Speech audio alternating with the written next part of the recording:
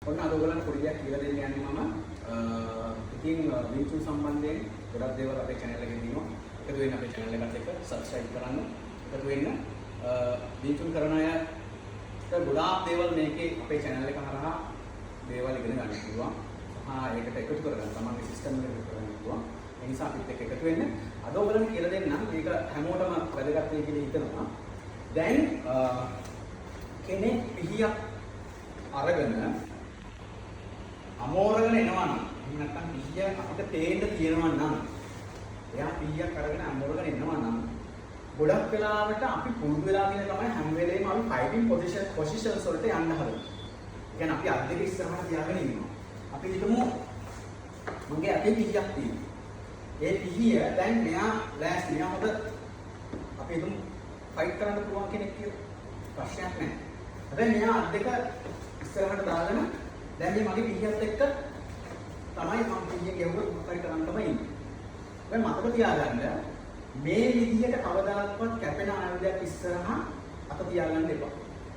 ඒ මොකද මේ විදිහට අපි පොත් ඉස්සෙල්ලා මෙයා කපන්නේ මෙයාගේ අත.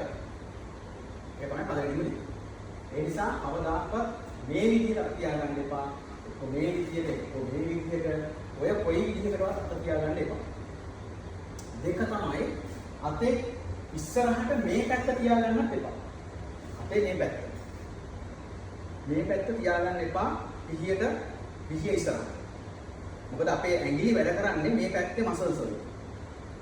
ඒ නිසා මේ පැත්ත කැපුණා කියන්නේ අපිට මේ ඇඟිලි වැඩ කරගන්න බැහැ.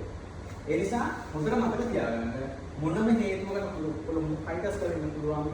හැබැයි පිහියක් ඉස්සරහා, කඩුවක් ඉස්සරහා, කැපෙන ආයුධයක් ඉස්සරහා කවදාකවත් මේ විදිහට ඉන්න එපා. මොකද ඉස්සෙල්ලාම කපන්නේ අත. ඒ වගේම තමයි මේ වගේ සිදුවීම් මොන තරම් තියෙනවද? දැන් ගොඩක් වෙලාවට මෙහෙම ගහනකොට මේගොල්ලෝ ගොඩක් වෙලාවට කරන දේ තමයි ඇත්ත සිදුවීම් වල. බලන්න වීඩියෝස් තියෙනවා ලංකාවේ මොන තරම් මේ වගේ වීඩියෝස් තියෙනවා. මෙයා කපනකොට අත තමයි අල්ලන්නේ. ඒක තමයි කරන්නේ. එහෙම අත දික් කරගන්න කපනකොට. ඒතර අත තමයි කැපෙන්නේ. ඒ නිසා එවැනි දේ ඒ කියන්නේ ඒ වගේ ආරක්ෂාවක් සලස ගන්න යන්න එපා. පිහියක් ඉස්සරහ අත ඉස්සරහට. හැම වෙලේම අත තියාගන්න තමන් ගාව. මේ විදියට. මෙහෙම නෙමෙයි තමන් ගාව.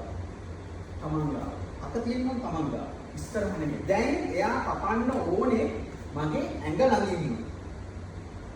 මගේ බෙල්ල අනිනවා නම් ඇඟටම එන්න ඕනේ. එතකොට තමයි මම ක්‍රියාත්මක වෙන්නේ. එතකොට තමයි ක්‍රියාත්මක වෙන්නේ.